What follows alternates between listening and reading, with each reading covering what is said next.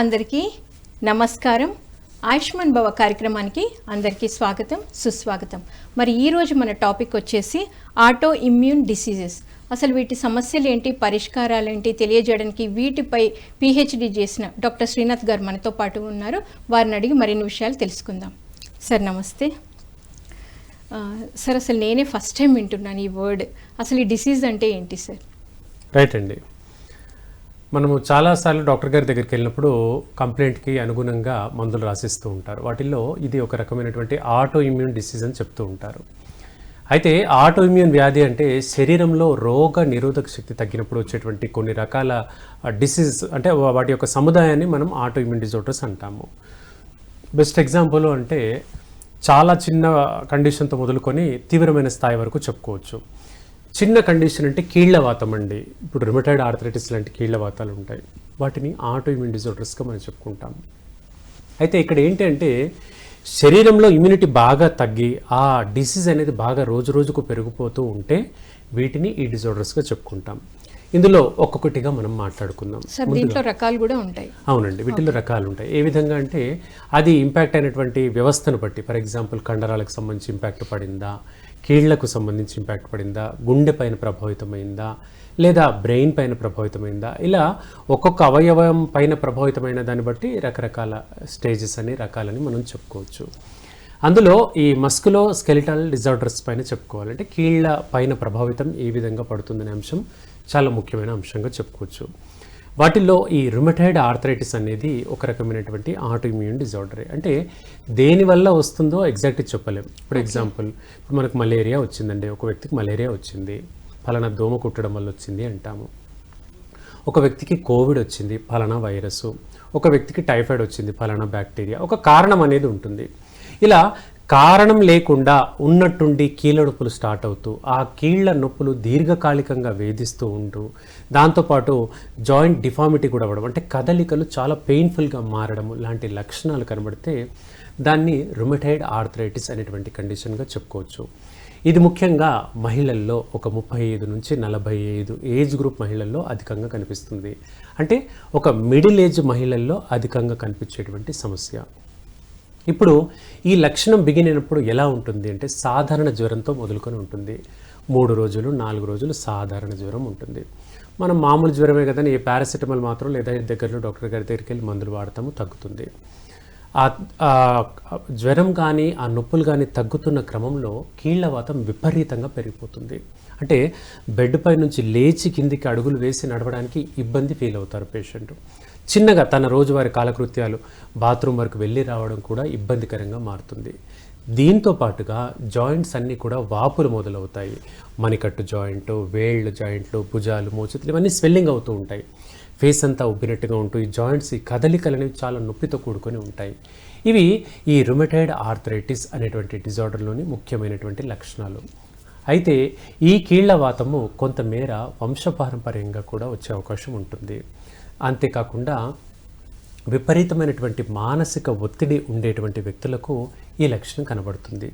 టైంకి భోజనం చేయకపోవడము, నిద్ర సరిగ్గా లేకపోవడము, విపరీతంగా ఆలోచనలు పెట్టుకోవడం, ఒక రకమైన డిప్రెషన్కి లోనవ్వడం లాంటిదన్నమాట. సో అలా విపరీతమైన ఆలోచన, టెన్షన్లు పెట్టుకోవడము, తర్వాత విపరీతమైనటువంటి అడిక్షన్స్ లైక్ ఆల్కహాల్ కావచ్చు, స్మోకింగ్ కావచ్చు, అలా ఎక్సెస్గా అక్యుములేషన్ అయిపోయినటువంటి వ్యక్తులు, లేదా కొన్ని రకాల మానసిక సంఘర్షణలు, ఏదైనా వ్యాపారంలో ఒత్తిళ్లు, కుటుంబ కలహాలు, డబ్బు సంబంధించిన అంశాలు, ఏదైనా తీవ్రమైనటువంటి మానసిక సంఘర్షణలు కొన్ని నెలలు, వారాల తరబడి సంఘర్షణకు లోనవుతే ఈ కీళ్లవాతం అనేది వస్తుంది.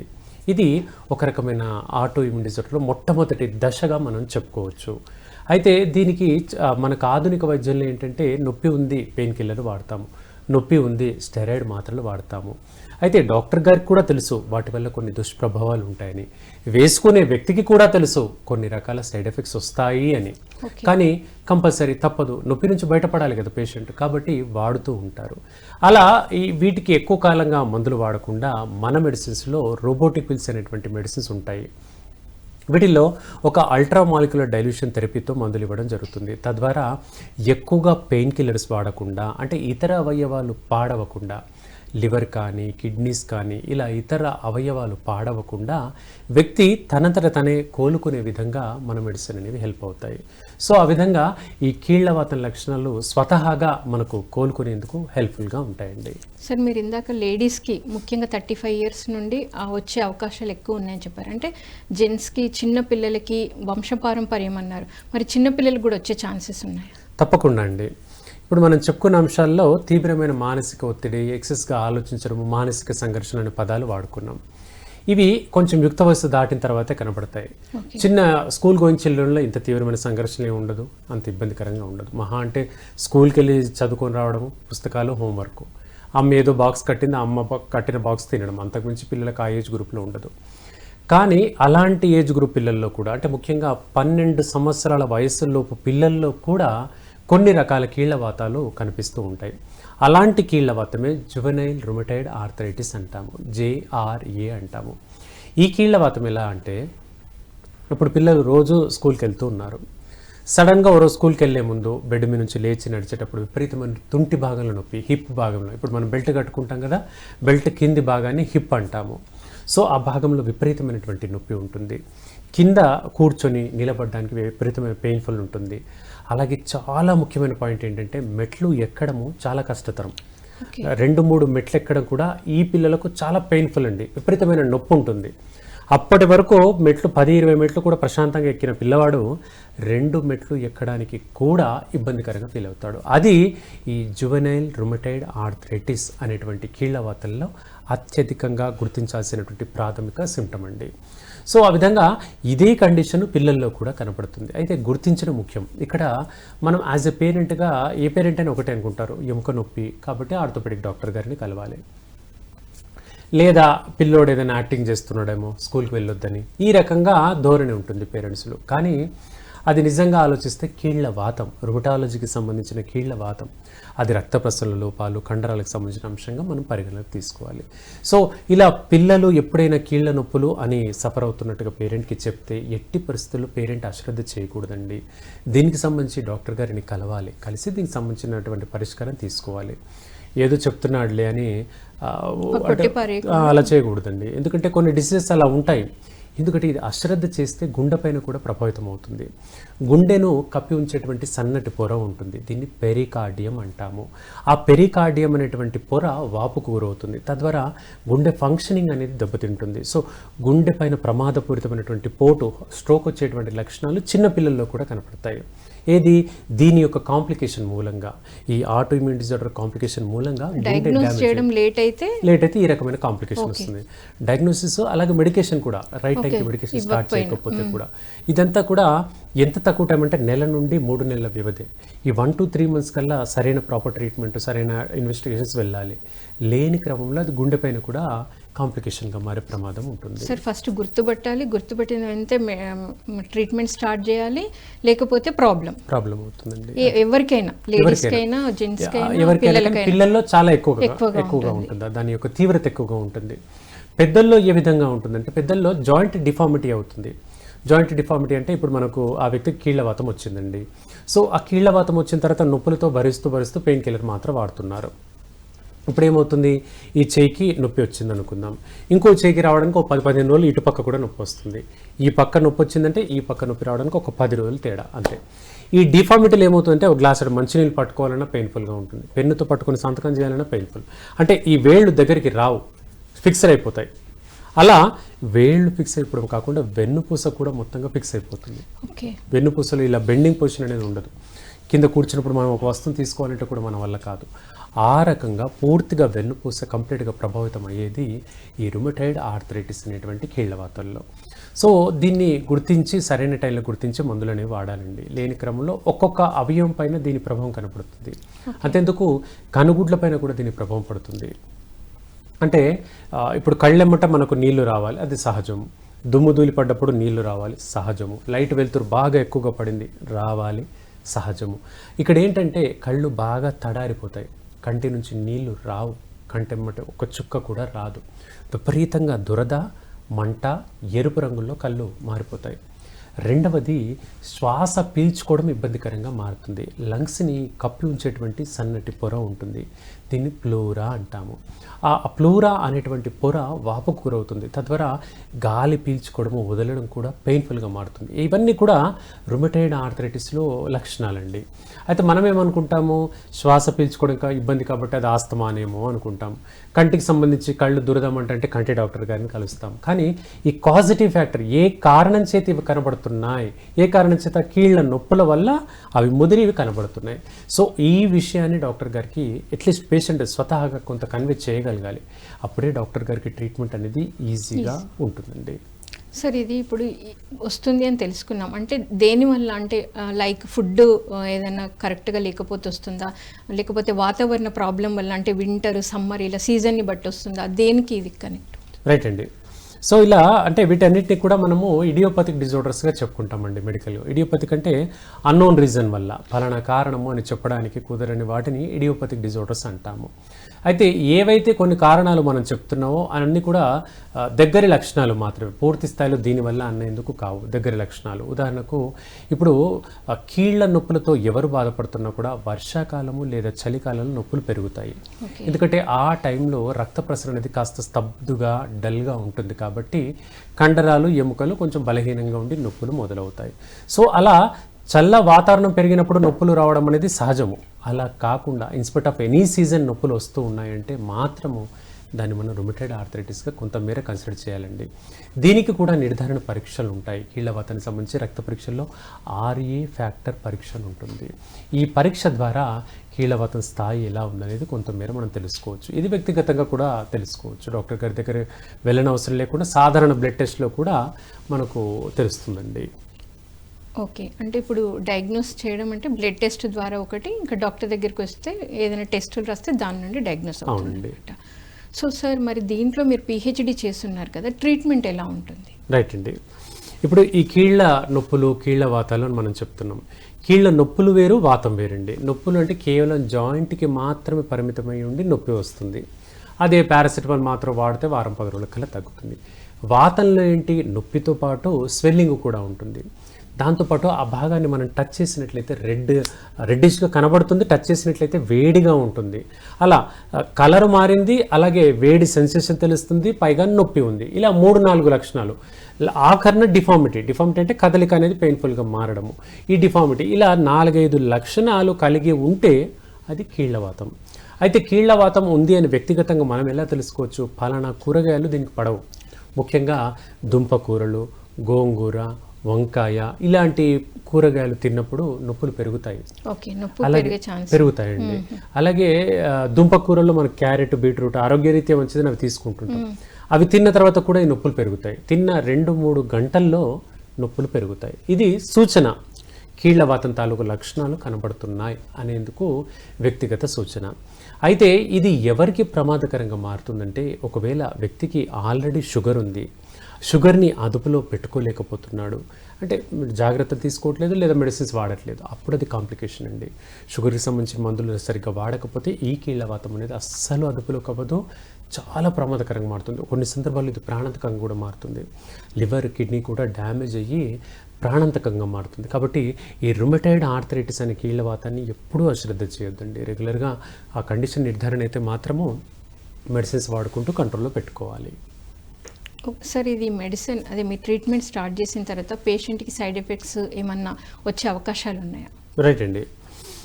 మన దగ్గరికి వచ్చే ముందే చాలామంది ఈ కండిషన్కి మెడిసిన్స్ వాడుతూ ఉంటారు. అయితే ఈ మెడిసిన్స్ని ఫస్ట్ న్యూట్రలైజ్ చేయడమే మన బాధ్యతగా చెప్పుకోవచ్చు. అంటే ఆ మందుల యొక్క దుష్ప్రభావాల్ని ముందుగా తగ్గించిన తర్వాతే మనం మెడిసిన్స్ ఇవ్వడం జరుగుతుంది. తద్వారా ఆ సైడ్ ఎఫెక్ట్స్ అన్ని న్యూట్రల్ కావడానికి సుమారుగా 15-20 రోజుల వ్యవధి పడుతుంది. ఆ 20 రోజుల వ్యవధిలో దాని యొక్క దుష్ప్రభావాలు తగ్గిన తర్వాతే మనం ఇచ్చేటువంటి మెడిసిన్ అనేది యాక్ట్ అవుతుంది. అందుకే మనం మెడిసిన్ ఇవ్వగానే వెంటనే ఇంప్రూవ్మెంట్ రాదండి. ఒక 15-20 రోజులు మందులు వాడిన తర్వాతనే తేడా అనేది, దాని గుణం అనేది శరీరంలో కనపడుతుంది. ముందుగా తగ్గేటువంటి సూచన ఏంటంటే వాపులు తగ్గుతాయి. ఎక్కడైతే జాయింట్లో వాపులు ఉన్నాయో ఆ వాపులు తగ్గుతాయి. ఆ తర్వాత నొప్పులు తగ్గుతాయి. తర్వాత కదలికలు పెయిన్ఫుల్గా కాకుండా నార్మల్గా మారుతాయి. ఆ విధంగా ఉంటుంది. అంటే ఇదివరకు 4 మెట్లు ఎక్కాలంటే నొప్పిగా ఉండేటువంటిది ఇప్పుడు మెట్లు పర్వాలేదు, నొప్పి లేకుండా ఎక్కగలుగుతున్నాను అనేటువంటి పరిస్థితికి మన మెడిసిన్ ద్వారా తీసుకురావచ్చండి.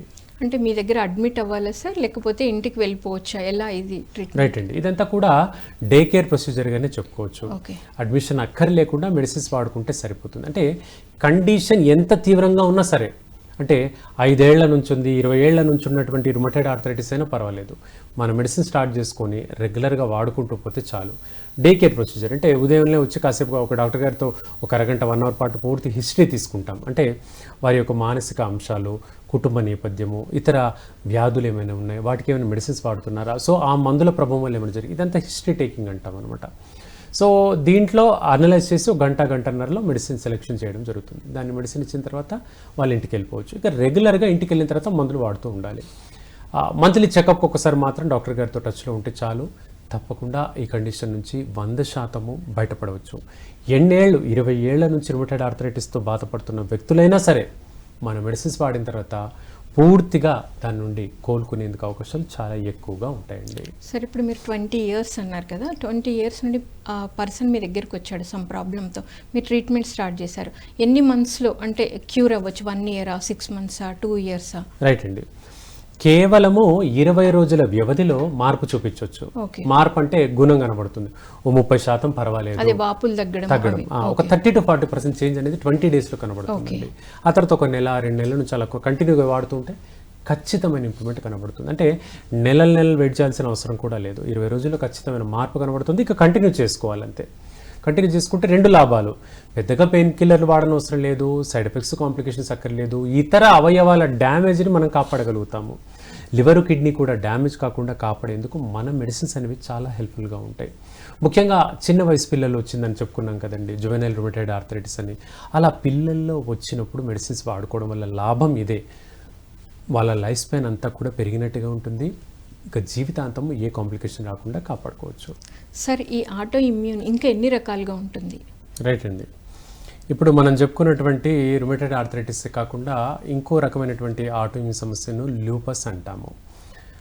పూర్తిగా పదం చెప్పుకోవాలంటే సిస్టమిక్ లూపస్ ఎరిథెమటోసిస్ అంటాము. అంటే ఒక వ్యక్తికి ఉన్నటువంటి చర్మ సమస్య మొదలవుతుంది, ఫేస్ పైన చర్మ సమస్య మొదలవుతుంది, ముక్కుకు ఇరుపక్కల నల్లటి మచ్చలు స్టార్ట్ అవుతాయి, అవి కాస్త ఎరుపు రంగులో తర్వాత మారుతూ ఉంటాయి. ఇది నొప్పితో కూడుకొని ఉంటాయి, ఫేస్ వాపు వస్తుంది, విపరీతంగా ఒళ్ళు నొప్పులు, జ్వరము, కడుపు నొప్పి, అంటే సాధారణ జ్వరం తాలూకు లక్షణాలతో పాటుగా ఈ చర్మ సమస్య వస్తుంది. ఇది ఎంతకు తగ్గదు, వారము, 10 రోజులు, నెల రోజులు, 2 నెలలైనా తగ్గదు. రోజు రోజుకి మందుల మోతాదు పెరుగుతూ ఉంటుంది కానీ తగ్గదు. అప్పుడు డాక్టర్ గారి దగ్గరికి వెళ్తే కొన్ని రకాల బ్లడ్ టెస్టులు చేస్తే దీన్ని ల్యూపస్ అని నిర్ధారిస్తారు. అంటే ఈ ల్యూపస్ అనేటువంటిది కూడా ఒక ఆటో ఇమ్యూన్ వ్యాధిగా మనం పరిగణిస్తాము.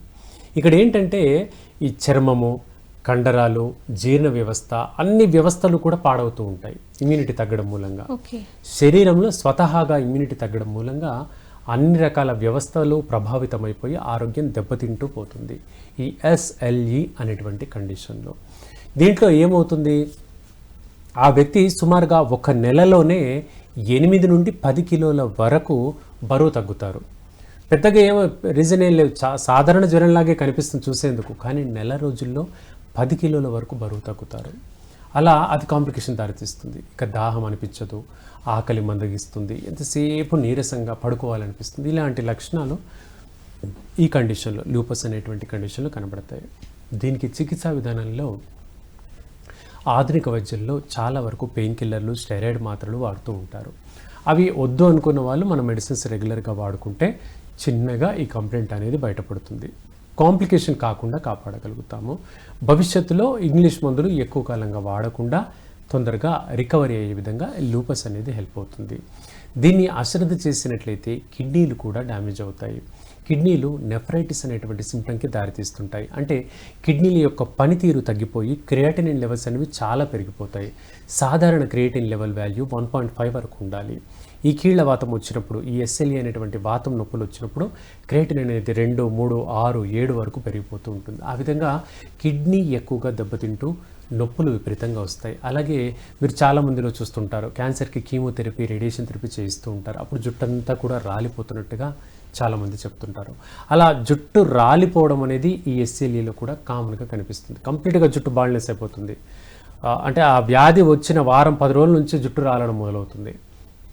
ఒక్క నెలలో కంప్లీట్గా తలంతా బోసిపోతుంది, కంప్లీట్గా బాల్డ్నెస్ అనేది ఒక నెలలో తయారైపోతుంది. అలాంటి అరుదైన మొండి వ్యాధి ఈ SLE.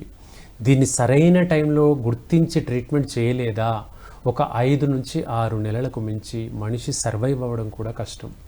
6 నెలలు దాటింది, ఎలాంటి ట్రీట్మెంట్ తీసుకోలేదంటే బతకడమే కష్టం. అంత కాంప్లికేటెడ్ డిసీజ్ ఇవి. అయితే ఇవి వచ్చిన వాళ్ళకి తెలుస్తుంది, అండ్ మందులు వాడుతున్న వాళ్ళకైతే ఖచ్చితంగా తెలుస్తుంది.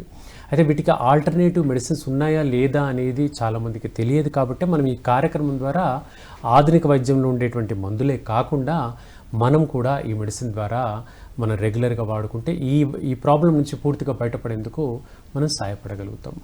ఇది రెండవ విధానంలో మనం ల్యూపస్ అనేటువంటి వ్యాధి గురించి చెప్పుకున్నాం. ఇంకా రకాల ఆటో ఇమ్యూన్ వ్యాధులు ఉంటాయి. వాటిల్లో మనం మల్టిపుల్ స్క్లీరోసిస్ అనేటువంటి కండిషన్ చెప్పుకోవచ్చండి. ఈ మల్టిపుల్ స్క్లీరోసిస్ అంటే ఒక రకమైనటువంటి పక్షవాతము మనందరికీ తెలిసింది ఏ విధంగా ఉంటుందంటే ఓ చెయ్యి ఒక కాలు పడిపోయింది అంటారు, లేవడానికి ఇబ్బందిగా ఉందంటారు, లేదా ఏదైనా నడుముకు గాయమైంది, యాక్సిడెంట్ అయిన తర్వాత మనిషి ఆ విధంగా డీలా అయిపోయారు అంటాం. కానీ ఈ మల్టిపుల్ స్క్లీరోసిస్ అనేటువంటి వ్యాధిలో ఏమవుతుందంటే రోజుకి పక్షవాతం పెరిగిపోతూ ఉంటుంది. ముందుగా కాళ్ళు కదలికలు ఇబ్బందికరంగా మారుతాయి, తర్వాత మోకాలు, తర్వాత తుంటి, అలా కింది నుంచి పై వరకు మొత్తం బాడీ అంతా కూడా పక్షవాతం లోనైపోతుంది. కదలిక చాలా అసలు ఇంపాసిబుల్. ఓన్లీ తల, సెన్సెస్, మాట, ఆలోచన వరకు పరిమితం. మెడ నుండి కింది భాగం అంతా పూర్తిగా పక్షవాతానికి లోనైపోతుంది. అది ఈ మల్టిపుల్ స్క్లీరోసిస్ అనేటువంటి వ్యాధి. ఇది కూడా అరుదైన సమస్య. ఆటోఇమ్యూన్ డిజార్డర్ అంటాం. చాలా మొండిది, అరుదైనది. అయితే మనం సాధారణ పక్షవాతంలాగా దీన్ని డీల్ చేయలేము. సాధారణ పక్షవాతానికి మనం ఏదో మందులు ఇస్తుంటాము, కాస్త ఫిజియోథెరపీ చేయిస్తుంటాము, నిదానంగా రికవరీనే అవుతుంది. కానీ ఈ స్క్లీరోసిస్ విషయంలో అలా కాదండి. దానికి రైట్ మెడిసిన్స్ పడాలి. ఫిజియోథెరపీ చేయించకపోయినా కూడా రెగ్యులర్గా ఒక 5-6 నెలల పాటన్నా మందులు వాడుకోవాలి. అలా వాడితే ఇది ప్రాణాంతకం కాకుండా ఉంటుంది. ఎందుకంటే దీంట్లో కాంప్లికేషన్ ఏంటంటే, ఇప్పుడు మనం చెప్పుకుంటున్నాం ఒక్కొక్క పక్షవాతం, ఒక్కొక్క అవయవం పక్షవాతానికి లోనవుతుంది. అక్కడ ఏమవుతుందంటే అలా పక్షవాతం లోన్ అవుతూ జీర్ణ వ్యవస్థ పక్షవాతం లోనవుతుంది. సో ఫుడ్ తిన్నామా జీర్ణ వ్యవస్థ కూడా పక్షవాతానికి లోనవుతుంది. అది సో ఇప్పుడు జీర్ణం అవ్వదు, అంటే పేగుల కదలికలు ఉండవు, తీసుకున్న ఫుడ్ అంతవరకు ఆగిపోతుంది, స్టాగ్నెట్గా ఆగిపోతుంది. ఏ డాక్టర్ అయినా బలవంతంగా అయితే నెట్టలేరు కదా, ఆహారాన్ని కిందికి నెట్టలేరు కదా. సో అది అలా ఉండిపోతుంది. సో అక్కడ పక్షవాతం మొదలవుతుంది. తర్వాత నీళ్లు మింగాలి, ఫుడ్ తినాలి, అది లోపలికి వెళ్ళదు. ఇక్కడ గొంతులో కంప్లీట్గా కంజెస్టెడ్ అయిపోతుంది. అంటే పక్షవాతం, ఒక రకమైన పక్షవాతంలోనే అవన్నీ కంటలు మూసుకుపోతాయి, ఆహారం లోపలికి వెళ్ళదు. అప్పుడు ఇంకెన్ని గంటలు బతుకుతారు మనిషి? గంటలే, రోజులు కూడా కాదు, గంటల వ్యవధిలోనే కొలాప్స్ అయ్యే ప్రమాదం కనిపిస్తుంది. ఇది స్క్లీరోసిస్, మల్టిపుల్ స్క్లీరోసిస్, MS అంటారు దీన్ని. అంటే మెడికల్ గుర్తుపట్టడం ఎట్లా? అదే అంటున్నాను కదా, ఈ లక్షణాలు స్టార్ట్ అవుతున్నాయి అంటే వెంటనే డాక్టర్ గారి దగ్గరికి వెళ్ళాలి. కాళ్ళు చేతులు చచ్చుబడినట్టుగా అవుతున్నాయి, మొద్దుబారినట్టుగా అయినాయి, ఇబ్బంది కలుగుతుంది అంటే వెంటనే డాక్టర్ గారి దగ్గరికి వెళ్ళాలంటే కొన్ని రకాల పరీక్షలు ఉంటాయి. సార్ ఇది కూడా ఏ వయసు వాళ్ళకైనా రావచ్చు, వంశపారంపర్యం కూడా? కనీసం 10 ఏళ్ల పిల్లలకు కూడా రావచ్చండి. తెలుగులో చెప్పాలంటే దీన్ని కండరాల క్షీణత అంటారు. మల్టిపుల్ స్క్లీరోసిస్ అనే దాన్ని కండరాల క్షీణత అనేటువంటి వ్యాధిగా చెప్తాము. ఏ వయసు వరకైనా రావచ్చు. మనం అనుకున్నట్టుగా పెద్దవాళ్ళకు 60-70 ఏళ్ల వాళ్ళకు అదేం లేదు, 10 ఏళ్ల పిల్లలు కూడా రావచ్చు, 10 ఏళ్ల లోపు పిల్లలకు కూడా రావచ్చు. ఇది కూడా వంశపారంపర్యంగా అవకాశాలు ఎక్కువ ఉంటాయి. సో వంశపారంపర్యం లేకపోయినప్పటికీ కూడా అవకాశాలు ఉన్నాయి, కొట్టిపడేయలేము, ఉన్నాయి, అలా కూడా వచ్చే అవకాశం. అంటే దీనికి ఏంటి సార్ కారణం ఏంటి రావడానికి? చాలా వరకు కారణాలు వీటిలో చూసుకుంటే ఫుడ్ బార్న్ ఎలర్జీస్తో వస్తాయి పిల్లల్లో. అంటే వాటర్ కానీ ఫుడ్తో చేంజ్ వల్ల ఈ లక్షణాలు పిల్లల్లో కనబడతాయి. కానీ యుక్త వయసు దాటిన తర్వాత కారణాలు ఏం తెలియవు. ఏ కారణం చేతి ఇది అవుతుందనేది అస్సలు గుర్తించడం కష్టం. వచ్చింది కీళ్ళవాతం, అందుకే డాక్టర్ గారి దగ్గరికి వెళ్ళినప్పుడు దీన్ని గుర్తించేందుకు చాలా కష్టంగా ఉంది అంటే అన్ని రకాల పరీక్షలు అయిపోయండి, ఇంకా నీకు చేసేందుకు లేవు అంటారు. లేవు, ఇంకా హైదరాబాద్కి వెళ్ళండి, ఇమ్యూనాలజీ సెంటర్కి వెళ్ళి పరీక్షలు చేయించుకోండి అంటారు. ఆ ఇమ్యూనాలజీ సెంటర్లు ఏంటంటే ఇలా అరుదైన వ్యాధులు, అంటే ఏ కారణం చేత వ్యాధి వస్తుందో తెలియదు కానీ రోజుకు మనిషి బలహీనమైపోతున్నాడు అన్నప్పుడు ఈ ఇమ్యూనాలజికల్ సెంటర్లో కొన్ని పరీక్షలు ఉంటాయి, ఒక ప్యానల్ పరీక్షలు ఉంటాయి అన్నమాట. ఆ పరీక్షలు చేస్తే ఆ వ్యక్తికి వ్యాధి నిర్ధారణ అవుతుంది. ఇప్పుడు రక్త పరీక్ష, ఎక్స్రే లాంటిది కాకుండా మనకు వెన్నుపూసల నుంచి లిక్విడ్ని తీస్తారనమాట. CSF ఫ్లూయిడ్ అంటే ఒక చిన్నపాటి ఇంజెక్షన్ లాగా తీసుకొని వెన్నుపూసల నుంచి ఆ లిక్విడ్ని తీస్తారు, లాగి దాన్ని ల్యాబ్లో పరీక్ష చేసి చూస్తారు. అక్కడ ఏమైనా ఇన్ఫెక్షన్ ఉందా, మెదడు నుంచి ఏమైనా ప్రభావితమైతే వస్తుందా, ఈ పక్షవాతం గల కారణం ఏంటని తెలుసుకుంటారు. సో అలా పలు రకాల పరీక్షలు దఫాలుగా చేస్తే తప్పించి కారణం ఏంటో తెలియదండి. ఒక్కసారి గుర్తించామనుకోండి మందు సెలెక్షన్ కూడా ఈజీ అవుతుంది. కానీ చాలా వరకు కేసెస్లో ఏంటంటే గుర్తించడమే కష్టం. ఇప్పుడు ఒక చిన్న ఉదాహరణ చెప్పాలంటే మనం ఇప్పుడు రక్తహీనత చెప్పుకుంటాం. రక్తహీనత అంటే హిమోగ్లోబిన్ స్థాయి తక్కువగా ఉన్నప్పుడు ఈ విధంగా అవుతుంది అనుకుంటాం. హిమోగ్లోబిన్ స్థాయి 7 గ్రామ్%, 8 గ్రామ్% అయితే రక్తహీనత అనుకుంటాం. మొన్న ఒక కేసులో నేను చూశాను, అది పేగులకు సంబంధించిన క్యాన్సర్ కేసు, అందులో రక్తహీనత ఉంటుంది. అయితే ఇప్పుడు మనం పేషెంట్కి ఆ మాట అంటే ఒప్పుకోరు, పరీక్ష చేయించుకోవాలండి మనం అంటే ఒప్పుకోరు. ఎందుకండి డాక్టర్ గారు అన్ని పరీక్షలు, సాధారణ రక్తహీనత కదా, బీట్రూట్ తీసుకుంటే సరిపోతుంది, క్యారెట్ తీసుకుంటే సరిపోతుంది, ఆకుకూరలు తీసుకొని ఎన్నో యూట్యూబ్ ఛానల్ చెప్తున్నాయి, సరిపోతుంది కదా, పరీక్ష ఎందుకండి అని ఇతను వాదన నాతో. ఖచ్చితంగా పరీక్ష చేయించాల్సిందే, చేయిస్తేనే ఏదైనా నేను రాయగలుగుతా అంటే పరీక్ష చేయించాడు. స్కానింగ్, ఎండోస్కోప్, కొలోనోస్కోప్ చూస్తే అక్కడ మనకు తేలిన అంశము క్యాన్సర్, అంటే పెద్ద పేగుల్లో క్యాన్సర్. పెద్ద పేగుల్లో క్యాన్సర్ ఏ విధంగా ఒక చిన్న గడ్డ రూపంలో వచ్చింది. ఆ గడ్డను తీసి డాక్టర్ గారు తీసి బయాప్సీకి పంపించారు. ఆ బయాప్సీలో తెలిసింది క్యాన్సర్ కణితి పేగుల్లో ఏర్పడింది. ఈ పేగుల్లో క్యాన్సర్ కణితి ఏర్పడడం మూలంగా ఈ వ్యక్తికి రక్తహీనతతో బాధపడుతున్నారు. అర్థమైంది కదండి. ఆ విధంగా రక్తహీనత కూడా మనం చిన్న విషయము, పర్లే ఆకుకూరలు తింటే సరిపోతుంది అనేందుకు కాదు. సో అది తెలుసుకునేందుకే డాక్టర్ ఉంది, అంత డెప్త్గా డీప్ అనాలిసిస్ చేసేందుకే డాక్టర్ ఉంది. మనకు తెలిసిన జ్ఞానం అంజీర్ పండు తింటే రక్తం వచ్చేస్తుంది, సమృద్ధిగా వస్తుంది, దానిమ్మ పళ్ళు 2 పూటలు తిన్నామా సూపరు అని మనం అనుకుంటాం. మరి డాక్టర్ ఎందుకు అంటే దాన్ని అనలైజ్ చేసి కారణం ఎక్కడుందో తెలుసుకొని దాన్ని శోధించి దాని దిశగా ట్రీట్మెంట్ వెళ్తే ఇప్పుడు ఈ వ్యక్తి ప్రాణాలతో బయటపడతాడు. ఓకే సార్, మరిన్ని విషయాలు తెలుసుకునే ముందు ఒక కాలర్ ఉన్నారు సార్. తప్పకుండా అండి. హలో అండి. హలో, నమస్తే సార్, ఇక్కడ నుంచి మాట్లాడుతున్నారు, మీ పేరు? నెల్లూరు నుంచి మాట్లాడుతాం, రమేష్. డాక్టర్ గారు వింటున్నారు సార్, చెప్పండి. సార్, మాకు ఒంటేళ్ళు ఒక్కోసారి కారం తగిలినా, మసాలా తగిలినా, ఓకే, ఎక్కువ తగిలినా ఒంటేలు రావు, బిగదీసేస్తాయి. రైట్. బిగదీసిన తర్వాత మజ్జిగ ఎక్కువ తాగి మళ్ళీ కొబ్బరి నూనె బుడ్డికారు రాసుకొని కొంచెం బాగా నీళ్ళు తాగి అప్పుడు ఒంటేలు వస్తున్నాయి. రైట్ అండి. ఇట్లా ఓన్లీ దాదాపు ఒక 3 ఏళ్ళ నుంచి అదే ఇబ్బంది పడతా ఉన్నా. రైట్ అండి. కేవలం ఎండాకాలమేనా, మిగతా టైంలో కూడానా? మిగతా టైంలో సార్, అది ఇంత ముందు మోషన్ లో నల్లంగా వస్తుంది నాకు. Okay okay. అది చూపించుకున్నా ఇక్కడ, చూపించుకున్నా నాకు ఒంటేలు మాత్రం ఇదే ఇబ్బంది పడతాం. రైట్ అండి. కేవలం ఎండాకాలమే కదా? ఎండాకాలం అంటే సార్, ఎండాకాలం కానీ మామూలు అయినా ఏమైనా వేడి వచ్చి కారం కానీ మసాలా కానీ తగ్గితే అదే ఓకేనండి. ఏ సీజన్లో అయినా అవుతుంది కదా అంటున్నా. అవుతుంది సార్. రైట్ అండి, మంచిది. కాల్ కట్ చేయండి, టీవీలో వినండి. రైట్ అండి. సో ఇప్పుడు దీన్ని మిక్చురేషన్లో బర్నింగ్ సెన్సేషన్ అంటాం. అంటే సాధారణంగా మూత్రనాళంలో ఇన్ఫెక్షన్ ఉన్నప్పుడు ఈ విధంగా జరుగుతుంది. సగటున ఒక వ్యక్తి, ఆరోగ్యంగా ఉన్నటువంటి వ్యక్తి 3 నుండి 5 లీటర్ల వరకు వాటర్ తీసుకోవాలి. అయితే మనం అందరం ఒక అపోహకు లోనవుతుంటాము, తీసుకున్న నీళ్ళంతా కూడా యూరిన్ ద్వారానే వెళ్తుంది అనుకుంటాం. కానీ అస్సలు కాదండి. తీసుకున్న వాటర్ ఏదైనా కూడా చెమట రూపంలో బయటికి వెళ్తుంది, కన్నీళ్ళ రూపంలో బయటికి వెళ్తుంది, లాలాజలం రూపంలో బయటికి వెళ్తుంది, మోషన్ లిక్విడ్గా ఉండేప్పుడు మోషన్లో కూడా ఆ వాటర్ అనేది వెళ్ళిపోతూ ఉంటుంది. కాబట్టి శరీరంలో నీటి శాతం సరిగ్గా లేదు అన్నప్పుడు ఈ విధంగా యూరిన్ మంట రావడం కనబడుతుంది. ఇక రెండవ కారణము కిడ్నీలో రాళ్ళు ఏర్పడినప్పుడు కనబడుతుంది. సో ఇవి 2 ప్రధాన కారణాలండి. ఇక 60 ఏళ్ళు దాటిన తర్వాత ఈ విధంగా మంట వస్తుంది అంటే ప్రోస్టేట్ గ్రంథి వాపు వల్ల వస్తుంది. బ్లాడర్ కింది భాగంలో ఒక చిన్న బాదం పప్పు సైజ్ అంత ఒక చిన్న గ్రంథి ఉంటుంది, దాన్ని ప్రోస్టేట్ గ్రంథి అంటాము. ఈ గ్రంథి వాపుకు గురవుతుంది. అది వాపుకు గురైనప్పుడు కూడా యూరిన్ అనేది మంటగా అనిపించడము, యూరిన్లో పదే అంటే ఆగి రావడం, ఇలాంటి లక్షణాలు కనపడతాయి. ఒకవేళ ఇప్పుడు మీ ఏజ్ అడగలేదు మాటల్లో, మీ ఏజ్ ఒకవేళ 50, 60 అలా ఉంటే మాత్రం ప్రోస్టేట్ తాలూకు పరీక్ష చేయించుకోండి. అదేమీ లేదు అంటే మాత్రము కిడ్నీలకు ఒకసారి స్కానింగ్ పరీక్ష చేయించండి. కిడ్నీలో స్టోన్స్ ఏమైనా ఉన్నాయేమో తెలుసుకుందాం, దానికి అనుగుణంగా మందులు వాడితే ఈ ప్రాబ్లం శాశ్వతంగా తగ్గుతుంది. ఇంకో కాలర్ ఉన్నారు సార్. హలో అండి. హలో సార్, మీరు ఎవరైతే మాట్లాడాలనుకుంటున్నారో టీవీ కట్టేసి నేరుగా నమస్తే మేడం. మేడం టీవీ ఆఫ్ చేసి మాట్లాడాలి. నమస్తే అమ్మా, నమస్కారం, చెప్పండి. డాక్టర్ గారు, మా మనవరాలు ఇంట్లోకి వెళ్ళిపోదని 2 టాబ్లెట్లు వేసుకుందండి మొన్న.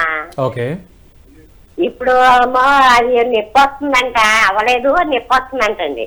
ఏం టాబ్లెట్లు వేసుకుంది నెలసరి అంటే ఇంట్లోకి బయట నెలని ఎక్కడికో గుడికి వెళ్ళాలని వేసుకుందంటండి. రైట్ అమ్మా. దాని గురించి టాబ్లెట్లు వేసుకుంటే గురించి నొప్పి వచ్చేస్తున్నాడు, కడుపులో నొప్పి వాంతులు అవుతున్నాయండి ఇప్పుడు. రైట్ అమ్మా. ఇంకేమైనా అడగదలుచుకున్నారా? అంతేనా? అయ్యే వేసుకుందండి, 2 వేసుకుంది. ఇంకా అంటే వేసుకున్నది బుధవారం నెక్స్ట్ వారం వేసుకుందంటండి. రైట్ అమ్మా. దాని గురించో మరి ఎందుకో మరి నొప్పి వచ్చి వాంతులు అవుతున్నాయి, ఏం చేయాలో కొంచెం పరిష్కారం చెప్తారానండి. తప్పకుండా అమ్మా, ఫోన్ కట్ చేసేయండి, టీవీలో వినండి. రైట్ అమ్మా. సో ఇప్పుడు నెలసరి డేట్ పోస్ట్పోన్ అవ్వడం కోసం ఏవో పూజా కార్యక్రమాలు, నేను నలుగురిలో అటెండెన్స్ ఏదో ఫంక్షన్ ఉందని చెప్పి మాత్ర మనం వాడుతూ ఉంటాం పోస్ట్పోన్ చేసుకునేందుకు. నెలసరి మాత్ర పోస్ట్పోన్ చేసుకునేందుకు 1 రోజు 2 రోజులు మ్యాక్సిమం 4 రోజుల పాటు వాడుకుంటూ ఉంటాం. ఇది సహజమైన విషయం. అయితే మోతాదు 1 మాత్రే వేసుకోవాలి, 2 మాత్రలు వేసుకోకూడదమ్మా. ఎప్పుడు వేసుకున్నా కూడా ట్యాబ్లెట్ ఒకటే వేసుకోవాలి. దానికి 1 ట్యాబ్లెట్ 24 గంటలు పనిచేస్తుంది. ఆ 24 గంటలు అయిపోగానే ఇంకో మాత్ర వేసుకోవాలి. ఆ రకంగా చేయాలి. ఇప్పుడు 2 మాత్రలు వేసుకున్నారు కదా, కాబట్టి అది కొంచెం విరుగుడులాగా అయింది.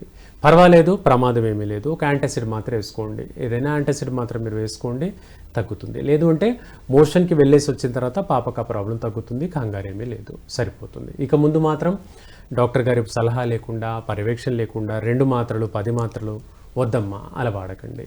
రైట్. సరే, ఇంకో కాలర్ కూడా ఉన్నారు. హలో అండి. హలో మేడం, నా పేరు సుకన్య అండి. నమస్తే మేడం, చెప్పండి. నాకు 1 సంవత్సరం నుంచి కీళ్ళ నొప్పులు బాగుంటున్నాయండి. పులుపు తిన్నా, మామిడికాయ తిన్నా బాగా నొప్పులు వస్తున్నాయి, లేవలేకపోతున్నానండి. రైట్ అమ్మా. ఇప్పుడు ఏమైనా మందులు వాడుతున్నావా? మరి ఏం వాడట్లేదండి, మామూలుగా పెయిన్ కిల్లర్స్ వాడాను కొన్ని రోజులు. ఫస్ట్ లో అయితే చికెన్ గున్యా జ్వరం అన్నారు. ఓకే. ఇప్పుడు 1 ఇయర్ నుంచి పోవట్లేదండి. రైట్ అమ్మా. మరి 1 ఇయర్ నుంచి ప్రాబ్లం ఉంది అంటున్నావు, నొప్పులు ఎక్కువగా ఉన్నాయి అంటున్నావు, మరి ఎందుకు డాక్టర్ని కలవలేదు, మందులు వాడలేదు?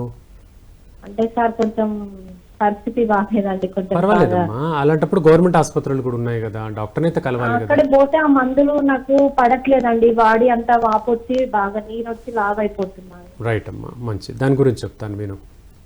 ఓకే. రైట్ అమ్మా, కట్ చేసి టీవీలో విను, దాని గురించి చెప్తాను.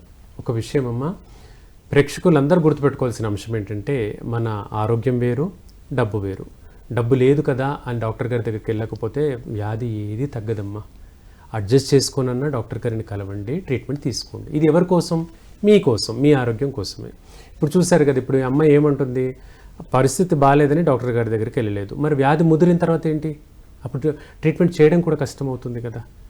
1 ఇయర్ నుంచి కీళ్ళ నొప్పులతో సఫర్ అవుతున్నావు. పులుపు తింటే నొప్పులు విపరీతంగా వస్తున్నాయి. ఇవన్నీ కూడా కీళ్ళవాతం లక్షణాలమ్మా. రుమటైడ్ ఆర్థరైటిస్ అనేటువంటి కీళ్ళవాతం లక్షణాల్లో ఈ లక్షణం ఖచ్చితంగా ఉండి తీరుతుంది. అశ్రద్ధ చేస్తే 1 నుంచి 3 సంవత్సరాలకే అది ప్రాణాపాయానికి కూడా దారితీస్తుంది. కాబట్టి ఎప్పుడు అశ్రద్ధ చేద్దామా? మనం పేమెంట్ ప్రైవేట్ ఆసుపత్రికి వెళ్ళలేని స్థితిలో ఉంటే గవర్నమెంట్ ఆసుపత్రికి వెళ్ళాలి. అది కూడా కాదనుకోండి, డిస్ట్రిక్ట్ హాస్పిటల్కి వెళ్ళాలి. చాలా ఉంటాయి urban centres, primary health PHC అంటాము, కమ్యూనిటీ సెంటర్ అంటాము, డిస్ట్రిక్ట్ హెడ్ క్వార్టర్స్ అంటాము, తర్వాత సిటీ లెవెల్లో గవర్నమెంట్ హాస్పిటల్స్ ఉంటాయి. ఇలా వెళ్ళాలి.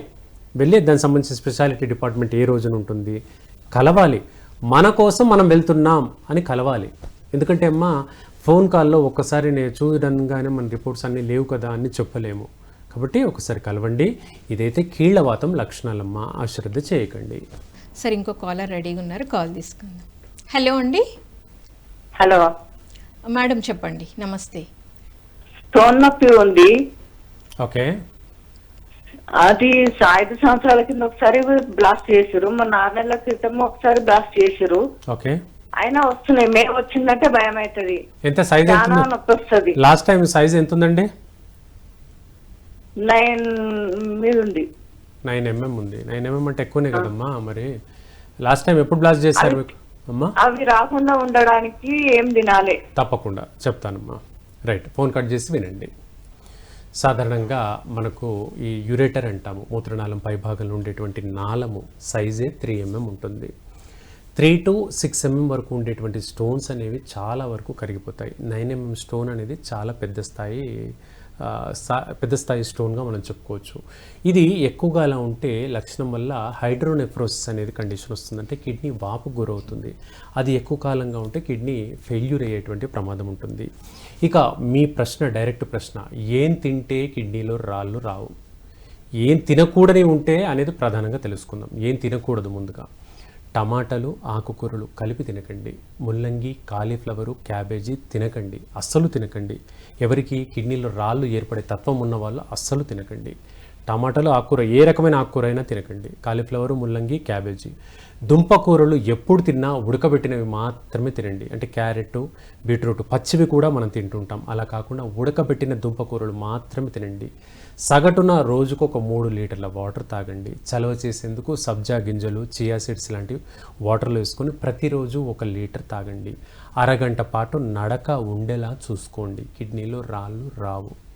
ఒకవేళ వచ్చింది అనుకోండి, సపోర్టివ్గా హోమియోపతి మందులు వాడండి. ఇవి జాగ్రత్తలు చేస్తే సరిపోతుందమ్మా. ఓకే సార్, ఇంకో కాలర్ కూడా ఉన్నారు సార్. హలో అండి. హలో హలో హలో అమ్మా చెప్పండి. అమ్మా నమస్తే అండి డాక్టర్ గారు. నమస్కారం అండి, చెప్పండి. మా మిసెస్కి అండి ఓకే సత్తగారి నుంచి కింద వరకు నైట్ అండి, ఓకే పగలు ఉండదండి. ఓ రావుతుంది, తిమ్మిరిగా ఉంటుందని రోజు ఏ టాబ్లెట్స్ వేస్తున్నామండి. రోజు అదే బాధ అండి, తగ్గట్లా. రైట్ అండి. ఏమన్నారు డాక్టర్ గారి దానికి దగ్గరికి? ఏం చేస్తే బాగుంటుందని తమ సలహా అడుగుతున్నాను. తప్పకుండా డాక్టర్ గారి దగ్గరికి వెళ్తే ఏమన్నారండి? అండి డాక్టర్ గారి దగ్గరికి వెళ్ళి కలిస్తే ఏమన్నారు? సైయాటిక్ గా అన్నారు కానండి, దానికి సంబంధం మన మందు ఇచ్చారు, అయినా తగ్గదా. రైట్ అండి. ఈ ప్రాబ్లం ఎంత కాలంగా ఉంది? ఒక 3 months నుంచి ఉంది, 3-4 months నుంచి ఉంది. రైట్ అండి, మంచిది. ఫోన్ కట్ చేసి టీవీలో వినండి, చెప్తాను. రైట్ అండి, కట్ చేయండి. సరే, ఇప్పుడు ఇక్కడ ఈ సయాటికా ప్రాబ్లం ఏంటంటే డిస్క్ ప్రాబ్లం అండి. అంటే వెన్నుపూసలో ఉండేటువంటి ఎముకల మధ్య ఉండే డిస్క్ అనేది స్థానభ్రంశం చెందినప్పుడు నరం పైన కలిగేటువంటి ఒత్తిడి వల్ల వచ్చేటువంటి నరపు నొప్పిగా మనం చెప్పుకోవచ్చు. బాడీలో అతిపెద్ద నరాన్ని సయాటిక్ నర్వ్ అని అంటాము. అది నడుము నుంచి పాదాల వరకు ఉంటుంది. నడుం భాగము, బటక్స్ రీజను, తొడ వెనక భాగము, పిక్కలు, పాదం వరకు ఉంటుంది. అలా ఆ దారి పొడుగునా కూడా విపరీతమైనటువంటి నొప్పి ఉంటే దాన్ని సయాటికా నొప్పి అంటాము. ఇది కండిషన్ విషయము. ఇక ఇది 3 నెలలకు మించి ఉంది అంటే చాలా మొండిగా అయిందని అర్థం. సయాటికా నొప్పికి ఎక్సర్సైజెస్ ఉంటాయి, మంచి ఎక్సర్సైజులు ఉంటాయి. అయితే ఇప్పుడు మనం వీడియోలో చెప్పలేం కాబట్టి ఒకసారి వీడియోస్ ప్రత్యేకించి ఉంటాయి, చూడండి. దీంతోపాటు మన మెడిసిన్స్ రెగ్యులర్గా వాడుకుంటే కూడా ఈ ప్రాబ్లం అనేది తగ్గుతుంది. అత్యంత తక్కువ, కేవలం 1 నెల నుంచి 2 నెలల వ్యవధి పాటు మందులు వాడుకోండి. ఈ ప్రాబ్లం నుంచి కంప్లీట్గా బయటపడతారు మీ మిస్సెస్. ఇక తనకేమైనా షుగర్, బీపీ ఇలాంటి కంప్లైంట్స్ అని ఉంటే అవి మాత్రం అదుపులో పెట్టుకునేలా చేసుకోండి, సరిపోతుంది. యా, థ్యాంక్ యూ అండి. సార్, ఇంకో కాలర్ కూడా ఉన్నారు. డాక్టర్తో మాట్లాడాలనుకున్నప్పుడు మీరు టీవీ ఆఫ్ చేసి నేరుగా ఫోన్లో మాట్లాడితే క్లియర్గా ఉంటుందండి. హలో హలో హలో సార్, చెప్పండి. హలో హలో, వింటున్నానండి, చెప్పండి. మాట్లాడతారా? చెప్పండి చెప్పండి. నమస్కారం సార్. నమస్కారం అండి, చెప్పండి. డాక్టర్ గారు చెప్పండి చెప్పండి. కొంచెం నాకు మోకాలు నొప్పులు ఉన్నాయండి. మోకాలు నొప్పులు, ఓకే. వయసు 70 ఉన్నాయి. ఓకే. ఈ ఆకులు కషాయాలు వాడొచ్చండి, జామర్ కానీ రాగి కానీ. తప్పకుండా చెప్తాను. మీ వయసు ఎంత అండి? అయ్యా, మీ వయసు ఎంత అండి? ఈ ఆకులు కషాయాలు ఉదయం పరగడుపు వాడొచ్చా? వాడుకోవచ్చండి. వాడొచ్చండి. వాడొచ్చండి. కాడి బెల్లం వేసుకుని. అదే అదే రైట్ అండి, రైట్. దాని గురించి చెప్తాను వినండి. ఇప్పుడు మనకు చాలామందికి ఆధునిక వైద్యం వల్ల విరక్తి కలిగో, ఆ వైద్యం నచ్చకనో, ఖర్చు ఎక్కువనో, అపోహలో, భయాలో, ఆందోళనలో, ఎన్నో రకరకాల కారణాల చేత వాటికి దూరంగా ఉండేందుకు రాగి ఆకులు, జామాకులు, అల్లనేరడాకులు అలాంటివి ఏవో కషాయాలు చేస్తూ పోతుంటాం. ఎవరో ఒకరు చేశారు, అది బాగుంది, ఇంకొకరికి చెప్పారు. ఇప్పుడు ఇతను చెప్పేది ఏంటంటే తనే వైద్యుడిగా ఫీల్ అయిపోతూ చెప్తుంటారు. ఇక్కడ తెలుసుకోవాల్సిన అంశం వేరుంటుంది. ఆ ఆకుల్లో ఉండేటువంటి వైద్యానికి సంబంధించి మందు ఔషధ గుణం ఉంటుంది. వాటిని ఆల్కలైడ్స్ అంటారు. ఏ మోతాదులో తీసుకోవాలి అనేది చెప్పే వ్యక్తికి తెలియదు, తీసుకునే వ్యక్తికి తెలియదు. అప్పుడు ఎక్కువగా అది బాడీలో అక్యుములేట్ అయితే ఏమవుతాయి? కిడ్నీలు పాడవుతాయి. షుగర్ ఒకవేళ వచ్చే అవకాశాలు ఎక్కువగా ఉంటాయి, ఎందుకంటే మెటబాలిక్ డిజార్డర్ అవుతుంది కాబట్టి ఈ రాగాకులు, కషాయాకులు ఫస్ట్ విషయం ఏంటంటే నొప్పులకు పనిచేయవు. ఏదో సరదాగా కాలక్షేపానికి ఏదో చేస్తున్నామని మనం ఒక సైంటిస్ట్ లాగా ఫీల్ అయ్యి మందులు వాడుకోవడానికి తప్పించి అవి ఏ ఉపయోగం ఉండదు. మీకు అది హుషారుగా అనిపిస్తే చేసుకోండి తప్పించి కీళ్ళ నొప్పులకు అది చికిత్స కాదండి. కీళ్ళ నొప్పుల మీద అది ప్రభావితం కాదండి. సంబంధించి డాక్టర్ని కలవండి. ఇంకో కాలర్ ఉన్నారు సార్. హలో అండి. హలో, నమస్తే అండి మేడం. నమస్తే మేడం, చెప్పండి. డాక్టర్ గారితో మాట్లాడుతాను. అమ్మా తప్పకుండా చెప్పండి అమ్మా. నమస్తే సార్. అమ్మా నమస్కారం, చెప్పండి. సార్, నాకు గాల్ బ్లాడర్ లో స్టోన్స్ ఉన్నాయి సార్. ఓకే. కిడ్నీ స్టోన్స్ కూడా ఉన్నవి. ఓకే. 10 years బ్యాక్ అయితే సర్జరీ జరిగింది, అప్పటి నుంచి ఇలాగా ఉంటున్నాయి. ఓకే. ఇప్పుడు హెర్నియా టైప్ వస్తే జాన్యువరి స్కోప్ పెంచుతున్నా. రైట్ అండి. గ్రేడ్ 1 అన్నారు. రైట్ అండి. నాట్ బ్యాడ్ అన్నారు. ఓకే. అయితే మసిల్స్ అయిపోతున్నాయి సార్. రెడ్డిష్ అటెండ్ అవ్వడం కాన్స్పర్ట్ వస్తుంది. ఓకే. ఇది ఎక్కువ సమస్యలతో ఉన్నది. దానివల్ల గొంతు అంతా బర్నింగ్ అయిపోతుంది డాక్టర్ గారు. ఓకే. ఓకే. అది ఒకటి. దానివల్ల చెవులు వినపడతలేదు, తలంతా బరువుగా అయిపోయి మైగ్రేన్ సైనస్ కూడా ఉన్నది. రైట్ అమ్మా.